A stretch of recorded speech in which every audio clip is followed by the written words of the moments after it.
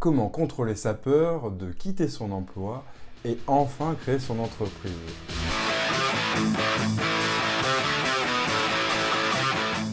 Bonjour les parents entrepreneurs, ici Evan Boissonneau. On est bien en entreprise quand on est salarié. Il faut le dire, on est quand même bien, il y a un confort. Et on ne va pas se cacher, l'humain aime le confort. On aime la stabilité et l'équilibre, non? C'est tellement bien de se dire qu'on a un salaire tous les mois. C'est tellement bien de se dire qu'on y va, puis il n'y a pas trop à s'inquiéter. Enfin, ça marche quand on a un CDI, évidemment. Et petit à petit, il nous arrive une idée, bizarre au début. Et si tu crées ton entreprise, là? On va se mettre à y réfléchir. Mais il y a quand même cette peur. Alors cette peur, souvent, elle va se présenter sous différentes formes. La forme monstre, ah non, j'ai trop peur. Au secours, fuyons, non, plus jamais. Mais il y a aussi celle où on va chercher des excuses. Oh, tu sais, c'est pas fait pour moi.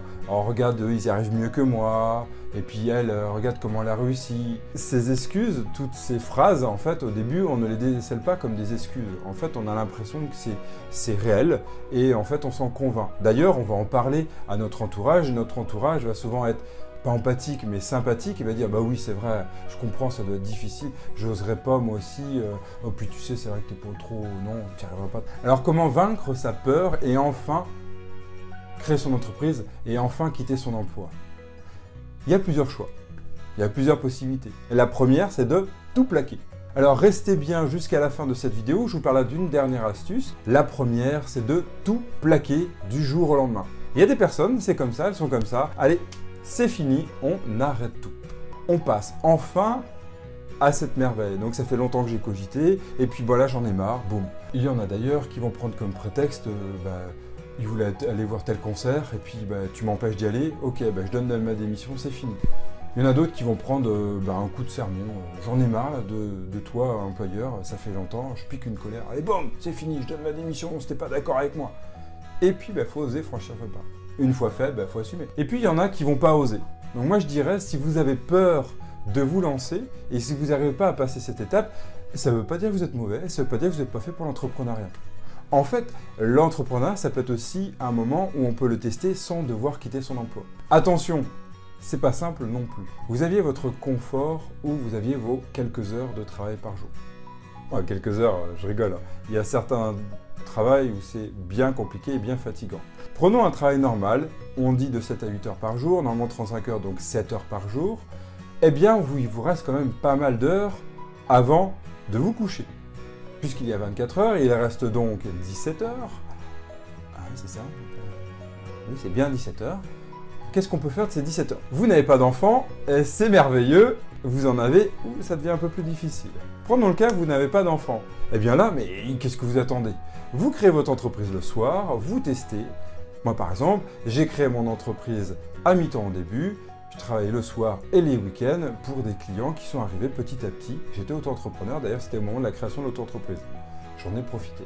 Et petit à petit, je me suis laissé, et plutôt que de me laisser empiéter le temps sur l'entreprise, puisque je me dois de travailler pour mon employeur, c'était ce que je me disais avant, et c'est toujours le cas, je considère que c'est une valeur, eh bien à un moment donné, j'ai pris la décision de poser ma démission et de partir puisque mon activité fonctionnait bien. Mais revenons à vous ou à nous qui avons des enfants et vous souhaitez quand même créer votre entreprise alors que vous avez des enfants. La première peur, c'est aussi de se dire « je ne vais plus avoir d'argent, comment je vais gérer ça ?» C'est vrai, ça fait flipper. Eh bien déjà, réfléchissez, voyez si avec un budget, c'est faisable. Deuxièmement, si c'est vraiment quelque chose qui est en vous, je dirais lancez-vous quand même, osez y aller petit à petit.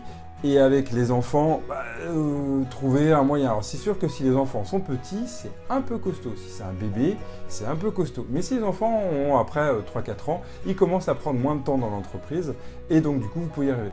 Mais que dire des mompreneurs, des solopreneurs qui ont des enfants et qui y arrivent quand même aussi. Je vous invite à télécharger 5 astuces. 5 astuces, je vous mettrai le lien en bas de cette vidéo, pour gagner du temps. C'est une des façons pour réussir avec un enfant seul ou un enfant en bas âge et accompagné, de réussir à créer votre entreprise. En optimisant votre temps, vous pourrez l'organiser au mieux et avec ces 5 astuces, vous pourrez y arriver et trouver du temps, peut-être 1 heure ou 2 heures par jour pour construire votre projet déjà. Mais il faut se dire aussi que l'entreprise, c'est du risque et ça, il ne faudra jamais mentir là-dessus. C'est comme l'accouchement. L'accouchement, on dit que c'est merveilleux, etc. Non, non, l'accouchement, beaucoup de femmes le savent. Moi, je l'ai vu de mes propres yeux pour ma femme. C'est une souffrance, une véritable souffrance. Eh bien, c'est pareil en entreprise. Il faut se dire qu'on est quand même bien maso. Complètement maso même. Mais c'est super. Mais il faut passer par cette étape. Donc, à un moment donné, il va falloir franchir le cap. Si vous avez besoin d'être rassuré, vous y allez en étape par étape, petit à petit, quelques heures par-ci, quelques heures par-là, et de plus en plus. Vous allez peut-être prendre un 80%, puis après passer à 50%, puis peut-être quitter l'entreprise, et votre entreprise fonctionnera bien. Vous allez peut-être vous faire surprendre par la vitesse de croissance de votre entreprise, et là, allez-y, lancez-vous. Mais parlez-en évidemment à votre conjoint si vous n'êtes pas seul. Si vous êtes quelqu'un qui aime un peu plus le risque, allez-y tester. Vous avez un enfant, eh bien de toute façon, vous pourrez retrouver un emploi si vous le voulez. Mais c'est sûr, ne le faites pas trop en coup de tête si vous êtes seul avec votre enfant. Il y a toujours un risque. Mais après tout, testez. Mais voilà, comment passer cette étape de peur? C'est peut-être aussi, et ce sera mon dernier point, travailler sur cette peur. Et appliquer la règle des 5 pourquoi. Commencez à pourquoi j'ai peur, puis après la première réponse que vous donnez, parce que, par exemple, j'ai peur de manquer d'argent pour mon enfant. Pourquoi tu as peur de manquer d'argent pour ton enfant? Parce que j'ai envie qu'il vive bien et qu'il ne me le reproche pas. Pourquoi tu n'as pas envie qu'il te le reproche? Etc. Testez ces 5 pourquoi, vous verrez, petit à petit, ça aidera aussi. Et puis, à un moment donné, il faut aussi peut-être faire un tableau des risques. Tableau de risques, c'est définir tous les risques que vous avez à quitter votre emploi. Suivant cette gravité et ce risque-là, les risques que vous allez détecter, comment vous allez réagir et qu'est-ce que vous pouvez mettre en place comme action pour contrebalancer. Et un exemple, se dire que peut-être ne pas quitter son emploi tout de suite et garder un peu plus d'argent pour avoir plus de chômage, pour avoir plus de possibilités. Bref, vous l'avez compris, passer du cap de salarié, quitter son emploi à avoir une entreprise, ce n'est pas toujours simple, mais vous avez quand même quelques moyens de réussir à amoindrir le risque, à vous rassurer. Alors je vous parlais en début de cette vidéo qu'il y aurait une dernière astuce. Cette dernière astuce, c'est quoi? C'est l'idée de POC. Alors POC, POC, POC, c'est le bruit du popcorn. Eh bien ce POC, c'est quoi? C'est Proof of Concept. Le Proof of Concept, c'est quoi? La preuve du concept. Donc prouver que l'idée qu'on a fonctionne bien. Car n'oublions pas, l'idée seule ne vaut rien, tout le monde le dit, c'est son exécution. Et pour s'assurer que ça fonctionne, testons petit, testons et améliorons petit à petit. Donc, dernière astuce, vous allez mettre en place un petit test, pas à grande échelle, et voir si ça fonctionne. Si ça fonctionne, si vous avez des retours, quels que soient les retours, si c'est pas bien, vous pourrez itérer, améliorer. Si c'est bien, cherchez quand même ce qui est amélioré. Et vous les parents entrepreneurs, est-ce que vous avez réussi à quitter facilement votre emploi? Ou ça se trouve, est-ce que vous êtes des entrepreneurs depuis tout le temps? Racontez-moi, laissez-moi un commentaire. Cette vidéo vous a plu, laissez-moi un pouce. Cette vidéo vous a déplu, laissez-moi un 10 pouces. Et expliquez-moi pourquoi, c'est toujours intéressant pour s'améliorer. À très vite pour de nouvelles aventures entrepreneuriales. Si vous créez votre entreprise, bravo et bienvenue dans le club. À très vite, ciao.